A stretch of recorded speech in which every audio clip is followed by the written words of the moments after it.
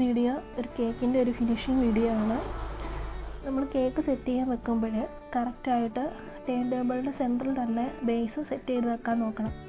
അതിനകത്ത് കാണുന്ന ആ മാർക്സ് ഇല്ലേ, ആ മാർക്സ് നോക്കിയിട്ട് ഒരു സിലിക്കോണിൻ്റെ മാറ്റോ എന്തെങ്കിലും അതിൻ്റെ ഇടയിലിങ്ങനെ വെച്ചിട്ട് വേണം നമ്മൾ കേക്ക് സെറ്റ് ചെയ്ത് വെക്കാൻ വേണ്ടിയിട്ട്.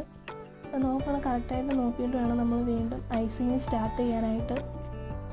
അപ്പോൾ സിലിക്കോണിൻ്റെ മാറ്റ് വെച്ചേക്കുന്നത് കൊണ്ട് കേക്ക് നമുക്ക് അതിനകത്ത് നിന്ന് ഒരിക്കലും തെന്നി മാറത്തില്ല. ഈ കേക്ക് ഒരു വാനില ഫ്ലേവറിൻ്റെ കേക്കായിരുന്നു. അതൊരു 10 മിനിറ്റ് ഫ്രീസറിൽ സെറ്റ് ചെയ്തിട്ടാണ് ഞാൻ ഐസിങ് ചെയ്യുന്നത്.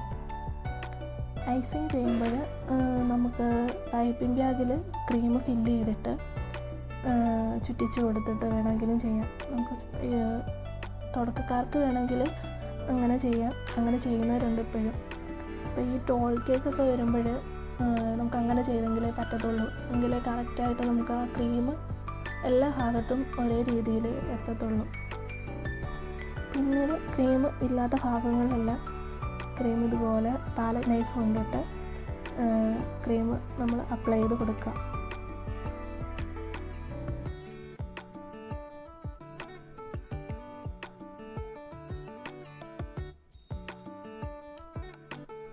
ടേൺ ടേബിൾ റൊട്ടേറ്റ് ചെയ്യുക.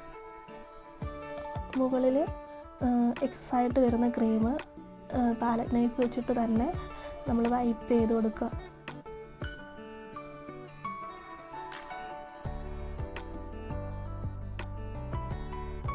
വീണ്ടും റൊട്ടേറ്റ് ചെയ്യുക.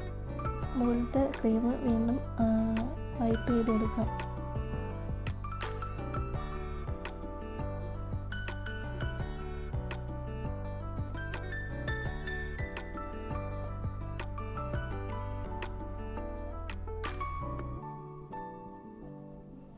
പിന്നെ ക്രീം ഇല്ലാത്ത ഭാഗങ്ങളിൽ നമ്മൾ ആ ഉള്ള ക്രീം വെച്ചിട്ടങ്ങ് വൈപ്പ് ചെയ്ത് കൊടുക്കരുത്. ക്രീം ഇല്ലാത്ത ഭാഗങ്ങളിൽ ക്രീം വീണ്ടും നമ്മൾ അപ്ലൈ ചെയ്ത് കൊടുക്കണം. പിന്നീട് സ്ക്രാപ്പർ വെച്ചിട്ട് സ്റ്റീലിൻ്റെയോ പ്ലാസ്റ്റിക്കിൻ്റെയോ ഏത് സ്ക്രാപ്പർ ആയാലും നമ്മൾ അത് സ്ട്രെയിറ്റ് ആയിട്ട് പിടിച്ചിട്ട് റൊട്ടേറ്റ് ചെയ്ത് കൊടുക്കുക.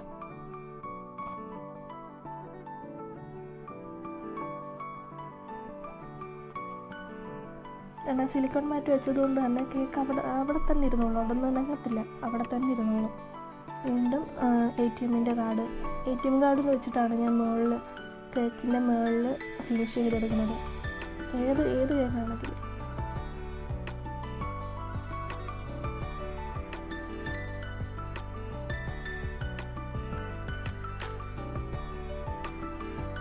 വൈപ്പ് ചെയ്ത് ലെവലാക്കി കൊടുക്കുക.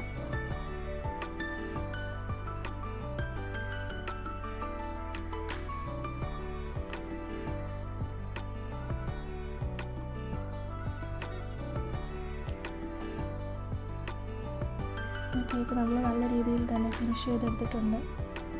അപ്പോൾ വീഡിയോ ഇഷ്ടമായാൽ എൻ്റെ ചാനൽ ഒന്ന് സബ്സ്ക്രൈബ് ചെയ്യണേ.